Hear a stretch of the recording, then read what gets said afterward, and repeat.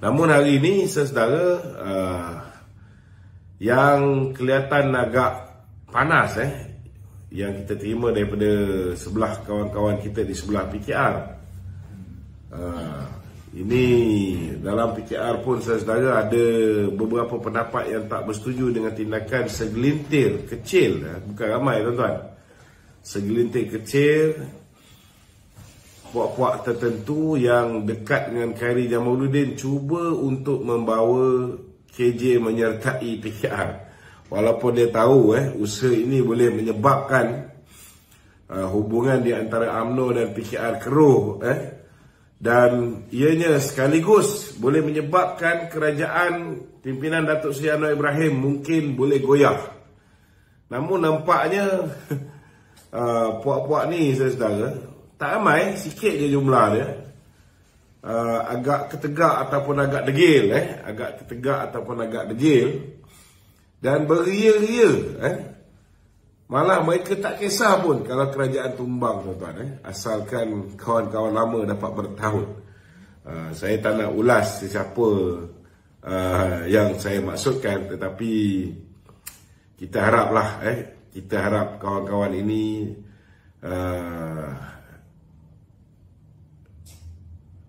kena tengok 22 bulan ketika Pakatan Harapan memerintah, bila tersilap langkah akhirnya tuan-tuan, apa yang berlaku. Jadi kita harap benda ni dapat dibendung oleh Presiden PKR Datuk Seri Anwar Ibrahim. Kita tahu orang yang buat kerja ni pun tak berapa gemar dengan Datuk Seri Anwar Ibrahim, dan mereka ada agenda-agenda tertentu, dan kita harap Datuk Seri Anwar Ibrahim diberikan kekuatan untuk memastikan kerajaan perpaduan ini kekal kukuh tanpa diganggu-gugat oleh mana-mana pihak yang cuba untuk memecah belahkan kita, insya-Allah. Ya. So dia kata dia tengok apabila dia melihat senario yang 14 kumpulan Gen Y, XYZ ni tidak dapat memberi sokongan kepada UMNO tu. Adakah UMNO masih lagi relevan bagi golongan Gen XYZ itu? Itu sebabnya UMNO kena mengambil pendekatan bagi mendekati orang muda. Kalau sebelum ini pendekatan yang digunakan oleh puak-puak yang menentang kita ini, contohnya mereka menguasai TikTok, walaupun kalaupun kita tak mampu nak membayar influencer TikTok dan sebagainya untuk membantu kita, maka kita perlu menghasilkan lebih ramai TikTokers di kalangan anak-anak muda, di kalangan pemuda UMNO, yang menjadi juru bicara parti kita. Dan ini tidak melibatkan proses membeli influencer yang besar. Daripada kita ada 5 tahun dan sudah pastilah untuk tempoh pilihan raya negeri di 6 negeri yang mungkin akan berlaku di antara 4 hingga 5 bulan daripada sekarang ni. Mungkin kita ada masa yang terlalu suntuk, tetapi masih belum terlambat untuk anak-anak muda kita digerakkan bagi menguasai TikTok, bagi menguasai Instagram, yang masih lagi mendapat tempat di kalangan orang muda. Dan kita dapati bahawa dari segi dua media ni memang PN ni dia kehadapan sikit berbanding dengan kita, kerana kemampuan keuangan dia. Jadi dalam tempoh yang begini pendek, kita kena pastikan masalah utama kita ni, medium TikTok ini dapat kita atasi. Ini yang saya nampak yang perlu diberikan penekanan yang lebih. Dalam masa yang sama juga, kita juga kena tahu bahawa ada juga medium-medium yang tidak boleh diukur. Contohnya macam medium WhatsApp. WhatsApp ni tak ramai orang yang buat broadcast list. Kita ni dah ada belas tahun ni kita buat broadcast list ni.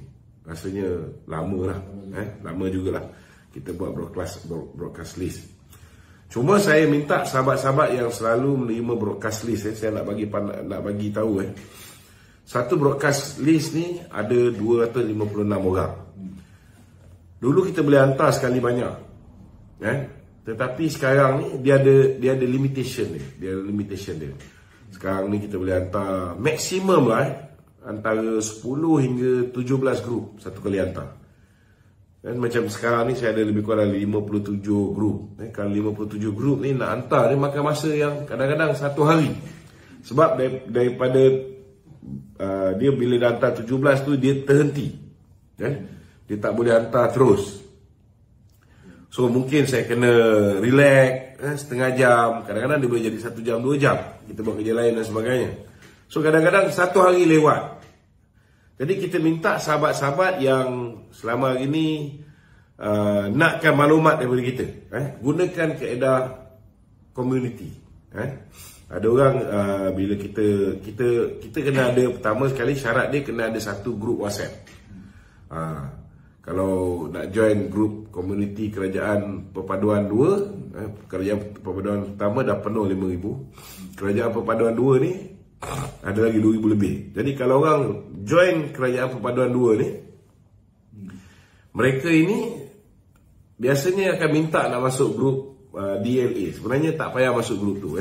Grup tu saya seorang je duduk. Itu sebagai prasyarat untuk buat community tu. Saya minta supaya kawan-kawan yang selama hari ni menunggu, kadang-kadang saya lambat hantar dan sebagainya, tolong subscribe, tolong masuk join grup community Kerajaan Perpaduan 2. Setiap malam saya akan post link tu, dan bila saya post link tu, saya minta tuan-tuan tolong klik join di Kerajaan Perpaduan 2. Dan tak lama lagi Kerajaan Perpaduan 2 ni penuh, kita akan buka Kerajaan Perpaduan 3. Jadi sekali saya hantar, saya boleh hantar 5,000 orang, 5,000 orang, 5,000 orang. So maklumat tu cepat sampai. Ataupun tuan-tuan boleh join Telegram channel saya. Telegram channel saya Datuk Lokman Adam. Boleh join Telegram tu. Itu berapa puluh ribu pun boleh hantar dalam satu masa. Tapi tak ramai orang yang menggunakan Telegram. Jadi kita UMNO ni, khususnya pemuda UMNO ni, kena menguasai media-media sosial ni. Jadi dalam pendekatan sebelum pilihan raya negeri di 6 negeri ni, saya rasa fokus utama pergerakan pemuda, khususnya Puteri UMNO, perlu menghasilkan seberapa ramai anak-anak muda kita, pemuda UMNO kita, Puteri UMNO kita, yang boleh menjadi juru bicara parti. Ambil lah poin-poin, contohnya poin dalam ceramah saya. Saya punya ceramah tu ada banyak poin. So boleh cedok benda yang pendek. Saya kalau bercakap, saya explain ni panjang. Saya tak suka cakap macam dalam TikTok ni, biasa dia pendek. Betul tak? Tapi ambil poin yang penting yang saya cakap, kemudian ulang balik. Cakap, kalau pandai, boleh masukkan infografik, itu lebih baik. Kalau pandai untuk cantumkan dengan, contohnya Haji Hadi cakap macam ni, Lokman Adam cakap macam ni. So daripada ambil Haji Hadi punya cakap dengan Lokman Adam tu, ambil Haji Hadi punya cakap tu, gabungkan dengan ucapan kamu sendiri, dan hasilkan video pendek.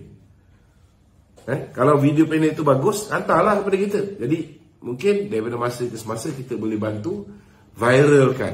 Bila video tu betul-betul dibuat dengan baik, menarik, insya-Allah kita pun akan bantu viralkan. Jadi bila kita bantu viralkan, kita akan membantu untuk melahirkan lebih banyak speakers, lebih banyak juru bicara UMNO di kalangan orang muda. Kalau kita nak mendekati orang muda, kita tak boleh expect kita tak boleh expect mereka ni nak dengar cakap orang tua, sebab dia punya jarak umur, unless orang tua itu mengikuti perkembangan anak muda, dan dia boleh berbicara, dia boleh bersantai seperti mana orang muda punya cara. Gunakan bahasa-bahasa orang muda. Itu penting. Itu penting. Jadi saya nampaklah dalam masa terdekat ini, fokus kita ialah mengatasi kelemahan kita. dan kelemahan kita hari ini di media sosial. Kalau setakat di Facebook saya nampak kita mendahului, BN mendahului, kawan-kawan kita PH pun bolehlah kita boleh bersaing di Facebook.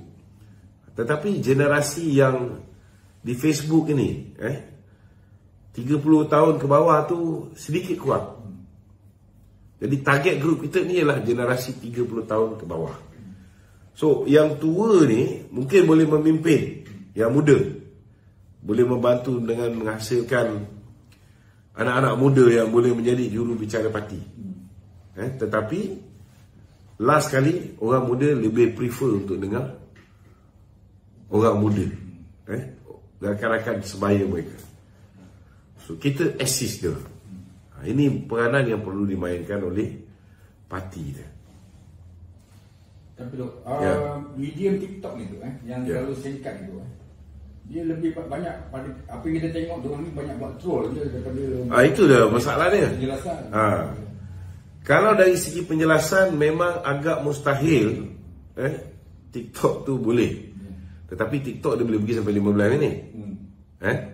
Kalau buat live macam malam ni 1 jam pun boleh. Tetapi selepas live tu habis nak buka balik tak boleh. So bila kita buat live ni kena ada orang yang tolong cut. Dan untuk live saya ni saya halalkan sesiapa juga nak potong dan masukkan dalam TikTok masing-masing. Nak monetize pun tak ada masalah. Kita halalkan. Boleh potong pendek-pendek. Yang penting perjuangan kita. Yang penting kita dapat meyakinkan anak-anak muda ni. Cuma itulah macam yang menjadi masalah bagi kita. Anak-anak muda ni dia suka glance through, dia suka belik yang pendek-pendek. Kalau ceramah tu panjang pun dia tak berapa dengar. So kita kena cari jalan macam mana apa yang kita cakap tu walaupun sedikit panjang mereka still dengar. So dari segi approach kita kena ubah lah. Kalau misalnya approach kita tu membosankan, kurang mendapat minat orang-orang muda, kita cari pendekatan-pendekatan yang lebih mudah diterima. Buat video pendek ke, jadi taxi driver macam KJ, ataupun dia buat video kat kedai mamak jadi mamak yang tukar lap meja tu. So ini sebenarnya pendekatan yang bagus. Benda bagus yang dia buat kita kena akui lah, benda tu bagus, jangan kita nafikan. Kalau kita tak suka macam mana orang tu, benda baik dia buat, kita akui benda tu baik. Benda tak baik, tetap tak baik. Okey? Ini soalan netizen ke? Dia kata kerajaan perpaduan hari ini seperti macam kurang sikit fokus untuk apa ni, pihak lain yang akan datang tu. Yelah, masing-masing sekarang ni sedang berusaha untuk mengatasi masalah rakyat. Kita tengok contohnya hari ni, alhamdulillah kita ucap terima kasih kepada Datuk Seri Salahuddin Ayub, Menteri KPDNKK, yang telah menghasilkan apa yang dipanggil sebagai menu rahmah. Ini salah satu program yang sangat baik, di mana kedai-kedai macam Aidin dan ada 15,000 outlet dia dah engage dengan pengusaha-pengusaha kedai makan ni. Ada 15,000 restoran yang menyertai, yang participate dalam usaha untuk menyediakan menu rahmah, iaitu menu yang berharga RM5 ke bawah. Ada yang RM4.9, ada yang RM5. So benda ni sangat bagus. Tetapi saya yakin daripada feedback yang saya dapat, kebanyakannya di bandar-bandar. Jadi orang kampung cakap, kalau kita contohnya macam kat Sabah tu, nak pergi makan, kalau tak bawa RM20 dia kata kita tak boleh makan. Saya tak fikirlah sampai RM20 nak pergi makan kan. Bergantung pada menu juga. Kalau kau ambil satu pinggan tu penuh, ada udang, ada ayam, memanglah tak boleh makan kalau tak ada RM20, betul tak? So menu rahmah ni sudah pastilah. Contohnya kalau ada ayam goreng dengan kuah, ataupun mungkin sedikit sayur. Tak adalah makanan tu terlalu mewah, nama pun menu rahmah, betul tak?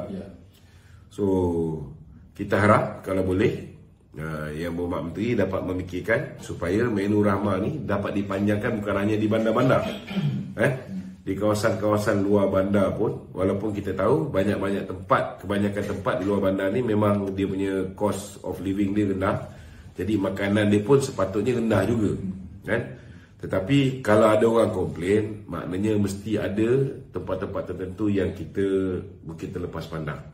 Jika ada, maka kita cubalah untuk menyebarluaskan menu ramah ni ke seluruh negara. Ini satu benda yang saya rasa inisiatif yang baik, kan? Dan apa ni, sebenarnya banyak juga inisiatif-inisiatif yang diusahakan oleh kerajaan. Saya yakin hari ini semua orang fokus untuk mencari jalan bagi memastikan setiap kementerian dapat memberikan yang terbaik dalam tempoh 100 hari pertama ni. Masing-masing nak kejar KPI, tak nak jadi kementerian yang tercecer, yang KPI dia rendah, kan? Sebab potensi untuk tukar menteri ni ada, kan? So mungkin bila semua orang sibuk menjalankan tugas nak mengembalikan, memulihkan ekonomi negara, nak mengatasi masalah kewangan negara ditinggalkan oleh Mahathir dan Muhyiddin dalam keadaan kantong negara ni dah kena kepak, it's not that easy lah, kan? Mungkin mereka terlepas pandang dalam usaha untuk berkempen. Sebab kita dah terlalu lama sangat berkempen, berpolitik.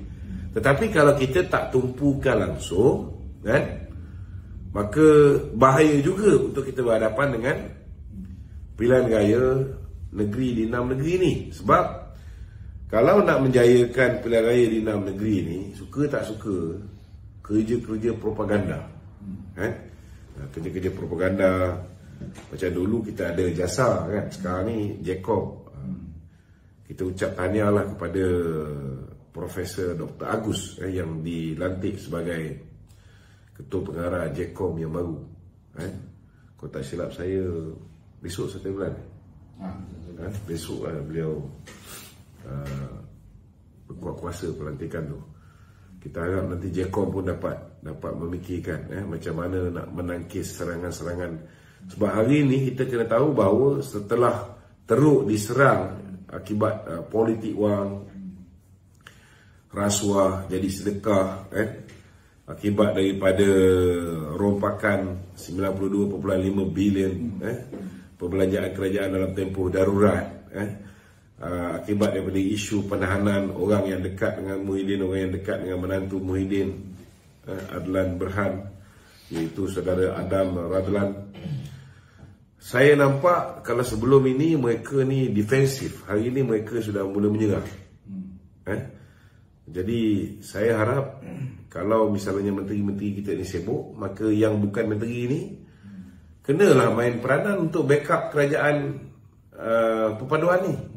Jangan semua nak harap menteri-menteri, jangan semua nak harap pemimpin-pemimpin. Second layer, third layer, fourth layer, parti perlu memainkan peranan.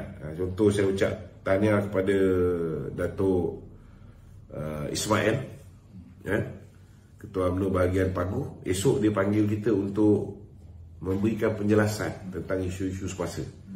So kena buat benda ni, mula-mula UMNO panggil orang UMNO, panggil pemimpin UMNO, jelaskan kenapa kita perlu bersama dengan Pakatan Harapan, bukan bersama dengan Perikatan Nasional, macam mana kita boleh kalah, apa isu-isu yang menyebabkan kita kalah, kenapa ada bidan terjun tiba-tiba bertanding di sana, bertanding di sini.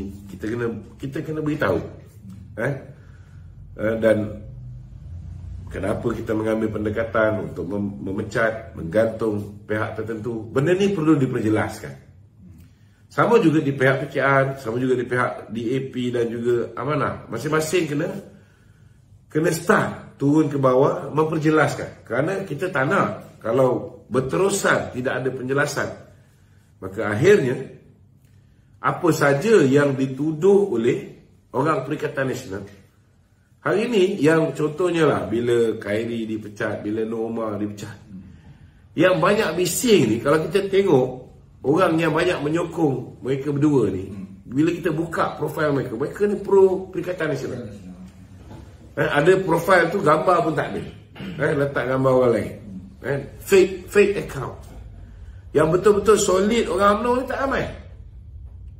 Not even 5%. Not even 5%. Dan kita tak nafikan ada segelintir daripada orang muda di dalam UMNO itu sendiri. Mereka tidak tahu kenapa Khairi dipecat, kenapa Syamuddin digantung. Mereka tak tahu siri-siri pengkhianatan. Walaupun kita dah berbicara ni 4 tahun lebih, tapi ramai masih tak tahu. So benda ni perlu di-explain sehingga ke akar umbi. Bukan semua orang tengok Facebook. Sekarang ni orang semua dah giat main TikTok. TikTok dah mula mengatasi Facebook sekarang. Jadi itu sebabnya saya merasakan bahawa semua poin-poin penting di Facebook itu harus dipendekkan, dimasukkan ke dalam TikTok, dan make sure kita kena menguasai TikTok pula. Barulah kita boleh balance kekuatan Perikatan Nasional di situ. Okey? Okey. Ya. Mengenai ini ada orang tanya tu, mengenai pelantikan YB Fahmi Fadzil sebagai jurucakap kerajaan tu. Ya. Adakah dia nanti akan menjadi sebagai, sebenarnya dah 2 minggu YB Fahmi Fadzil ni dilantik sebagai jurucakap kerajaan. Dia panggil state spokesman lah. Indonesia sebenarnya ada satu jawatan khusus yang dipanggil jurucakap kerajaan. Dah lama lah dulu, zaman Megawati pun ada. Jadi sebenarnya ialah Menteri Komunikasi dan Digital ni memang kerja dia menjaga tentang komunikasi. So pelantikan YB Fahmi tu memang selaras dengan kedudukan beliau sebagai Menteri Komunikasi dan Digital. Dan ini sebenarnya banyak membantu, khususnya contohnya bukan semua menteri, dia mungkin pakar dalam bidang kesihatan, mungkin dia pakar dalam bidang bidang teknologi tertentu dan sebagainya. Tak semua menteri ini pakar dalam bidang komunikasi. Jadi kadang-kadang kalau benda baik, kita gagal untuk explain dengan baik kepada rakyat. Akhirnya benda baik itu tidak boleh diterima oleh rakyat.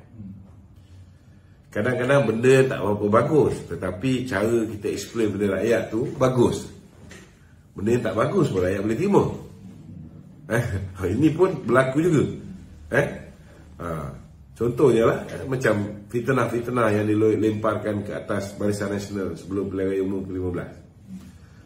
Mereka gunakan macam-macam kaedah untuk fitnah kita. Bila perancangan mereka tersusun, mereka buat secara teratur, mereka buat secara konsisten. Bila diulang berulang kali, last kali orang percaya. Ini bahaya. Ini bahaya. Itu sebabnya kita kena ambil jalan di mana kita kena kawal daripada terlalu banyak kesilapan dalam membuat kenyataan-kenyataan. Lebih baiklah dalam mengumumkan benda-benda penting, biar ada seorang jurucakap. Ini mungkin kaedah yang digunakan oleh kerajaan dalam memastikan supaya kita dapat kurangkan kenyataan-kenyataan oleh menteri-menteri akhirnya diterol oleh rakyat. Kita tak nak. Okey? Ya. Tuan, ini ada orang kata tu, Ya. adakah mungkin tu, dalam keadaan UMNO tu masih lagi berkonfrontasi tu, selama sendiri, tidak menjejaskan kerajaan perpaduan untuk menambah kursi pada pihak yang akan datang tu? Kita tak nafikan pemilihan boleh membawa perpecahan. Dan UMNO pada 1 hari bulan hingga 26 hari bulan kita akan ada pemilihan di peringkat cawangan. Ini satu hurdle yang pertama yang kita perlu lalui. Kemudian pada 13 hari bulan Mac akan ada pemilihan di peringkat sayap-sayap bahagian dan pusat. Wanita UMNO, bahagian wanita Malaysia, pemuda bahagian pemuda Malaysia, puteri bahagian puteri Malaysia. Seminggu selepas itu akan ada pemilihan di peringkat pusat, 3 jawatan naib presiden dan MKT UMNO. Dan pelantikan ini juga pemilihan di peringkat ahli jawatan kuasa UMNO bahagian. So sudah pastilah bila berlaku pemilihan ini akan wujud perpecahan. Cuma kita alhamdulillah kita dah anticipate benda ni berlaku, maka perkara pertama yang dibuat ialah kita elakkan daripada berlakunya pertembungan jawatan presiden dan timbalan. Jadi mereka yang gairah untuk tukar kerajaan nak gantikan Anwar dengan Muhyiddin ini, secara tak langsung usaha mereka dah gagal. Jadi perpecahan itu sudah dapat kita kurangkan banyak. Itu pertama. Yang kedua, dari segi kebijaksanaan Majlis Kerja Tertinggi UMNO, dia segerakan pemilihan itu supaya tempoh kempen itu disingkatkan. 1 hingga 26. Orang tak sempat pun kadang-kadang. Mungkin selepas minggu kedua baru start mesyuarat di peringkat cawangan. Sebab nak kena hantar notis dan sebagainya. So kita akan tengok minggu kedua, nak masuk minggu ketiga tu baru ada rancak dari segi pemilihan di peringkat cawangan. So tempoh kempen tu sangat singkat. Kemudian ada lebih kurang berapa belas hari, 26 hingga ke 13 hari bulan, lebih kurang 2 minggu lebih akan ada pemilihan di peringkat Sayang. Minggu ketiga tu dah ada pemilihan di peringkat pusat dan juga di peringkat UMNO bahagian. Jadi kita haraplah dengan tempoh berkempen tu yang singkat, pemimpin-pemimpin dinilai berdasarkan prestasi mereka sepanjang tempoh daripada 2018 pemilihan yang lepas sehingga ke hari ini. Dan arahan yang dikeluarkan oleh Ibu Pejabat ialah untuk memastikan tidak ada sebarang duit bertukar tangan dalam tempoh mulai 1 bulan Februari. Jadi kita haraplah politik wang ni benar-benar dapat dikekang. Dan kita tahu Ibu Pejabat sudah pun menghantar pasukan dia untuk memantau, bersiap dengan kamera dan bagai ni. Dan kita harap mereka-mereka yang langgar benda ni akan dihadapkan ke jawatan kuasa disiplin parti. Dan dalam masa yang sama juga, bila tempoh ini singkat, ianya sudah pasti dapat mengurangkan pergeseran.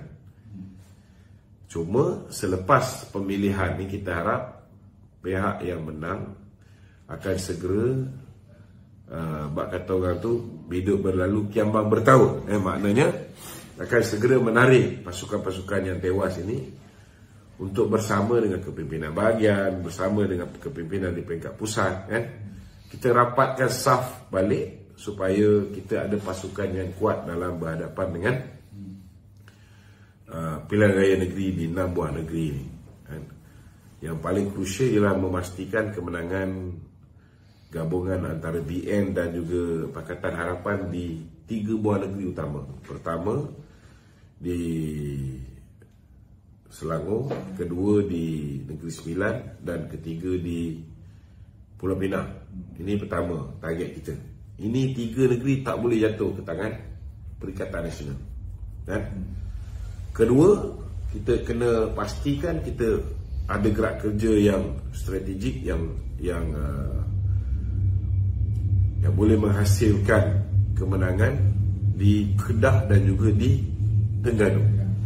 Ini 2 juga berpotensi untuk diambil alih oleh gabungan antara BN dan PH. Kelantan walaupun cabaran dia sangat besar, tetapi bagi saya tidak ada apa yang mustahil. Tidak ada apa yang mustahil. So kita tumpukan fokus kita untuk memastikan kita boleh tawan. Setidak-tidaknya 3, 4 atau 5 negeri dalam pilihan raya negeri yang akan datang. Okey? Ada orang tanya pasal perkembangan ROS lah, yang Datuk Ahmad Fauzan berdiri. Macam mana perkembangan dia? Setakat ni belum dapat berita lagi. Belum dapat berita. Saya rasa tak ada masalah, sebab semuanya mengikut peraturan dan mengikut perlembagaan. Okey. Jadi orang tanya gitu pasal akaun bersatu ni, betul ke yang dia akaun tu telah dibekukan oleh sekarang? Akaun bersatu betul telah dibekukan oleh SPRM. Itu saya tahu. Cuma berapa amount di dalam akaun tu yang dibekukan tu yang kita tak tahu.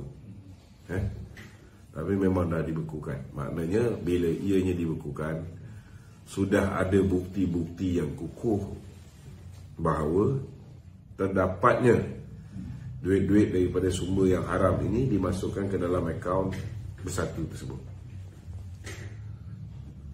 Saya dipahamkan juga ianya termasuklah akaun PAS.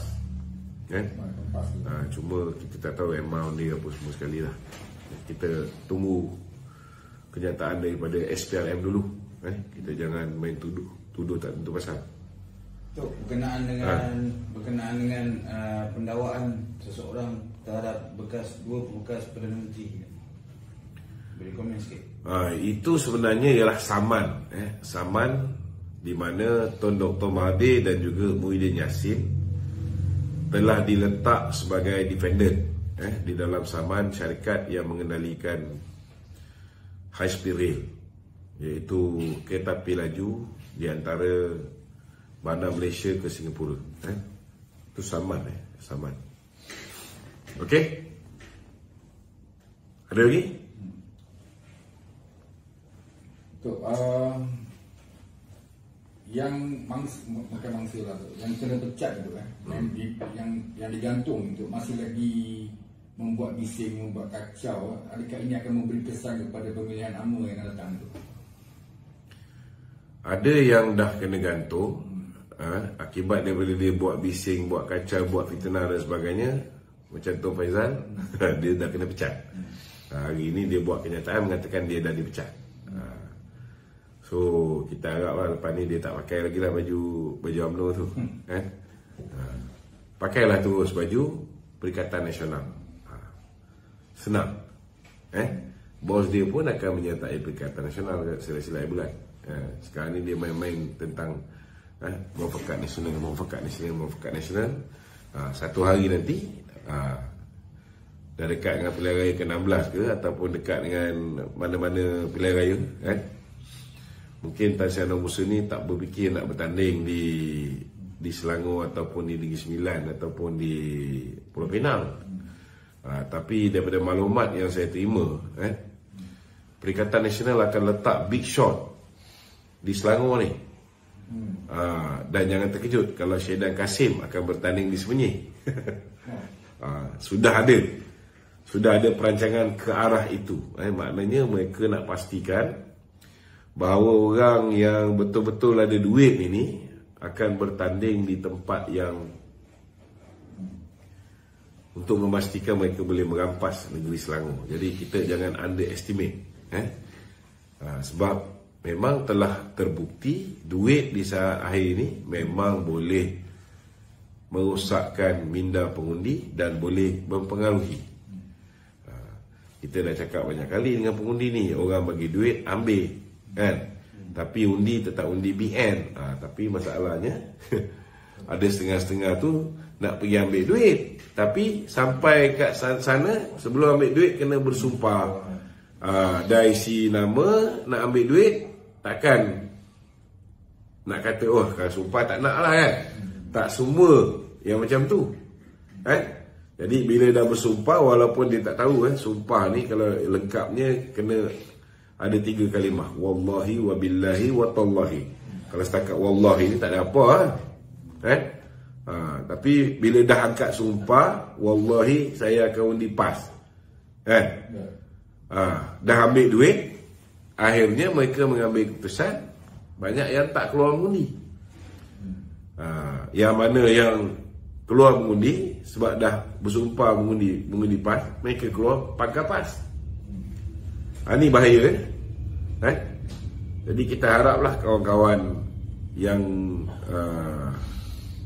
dalam pilihan raya negeri nanti, mereka akan guna modus operandi yang sama.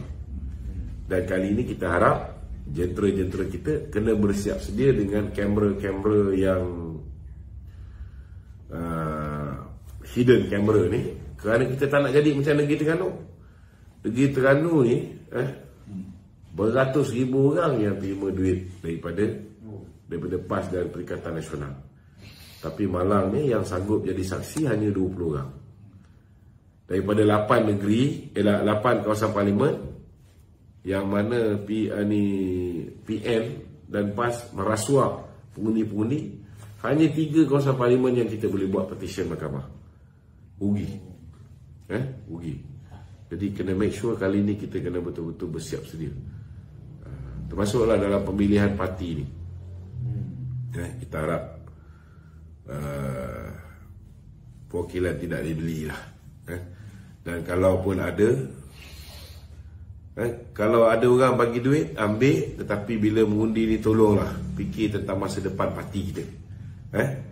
Jangan kita mengundi orang tu kerana duit dia. Kalau kita undi orang kerana duit dia, memang hancur parti kita. Macam mana parti kita dihancurkan dengan duit-duit yang ditabur oleh Perikatan Nasional, macam itulah parti kita boleh dihancurkan oleh puak-puak yang nak bagi duit dalam pemilihan parti ni. Jadi kena berhati-hati. Ada orang bagi duit, tak apalah. Kalau tak boleh nak tolak apa ni benda tu, setidak-tidaknya jangan sampai duit tu mempengaruhi keputusan anda. Itu penting.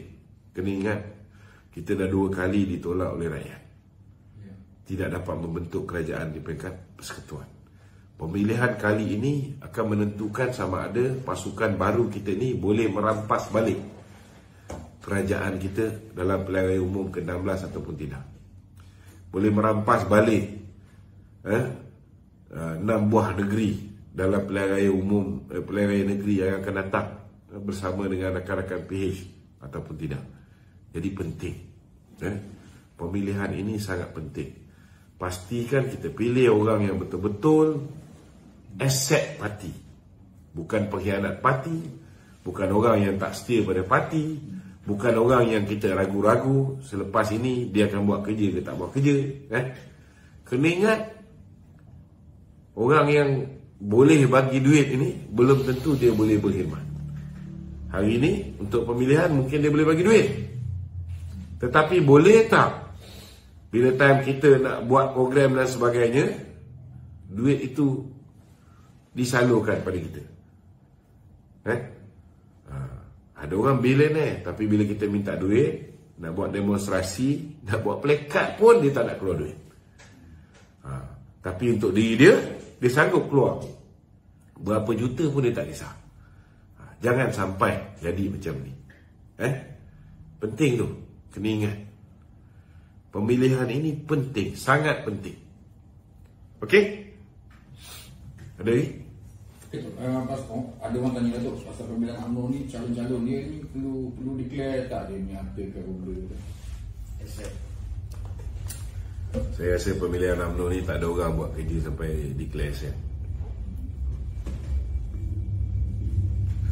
Orang declare aset, apa tujuan dia? Itu kita faham. Tujuan declare aset ialah supaya sebelum dia dipilih sebagai wakil rakyat, itulah jumlah aset dia. Selepas dia dapat wakil rakyat, selepas dia dapat kuasa, adakah dia menyalahgunakan kuasa dia tu untuk menambah kekayaan? So kalaulah selepas dia dapat kuasa setahun 2 tahun, kekayaan dia tu luar biasa berbanding dengan aset yang dia dah declare, maka dari situ SPRM boleh menjalankan siasatan. Tapi kalau pegang jawatan dalam parti ni tak boleh mendatangkan hasil. Kecuali lah kalau orang tu dia kerja dengan ibu pejabat ke apa benda ke, ada kontrak membekalkan itu, membekalkan ini, itu lain cerita. Tetapi untuk pemilihan parti ni saya rasa tidak sampai ke tahap memegang jawatan parti itu boleh mendatangkan hasil. Jadi tak berapa relevan untuk suruh orang yang nak bertanding jawatan parti untuk declare aset. untuk jawatan dalam kerajaan, disebabkan jawatan itu menyebabkan seseorang itu terdedah kepada peluang untuk menerima rasuah, untuk menyalahgunakan kuasa. Di situ ada keperluan untuk asset declaration.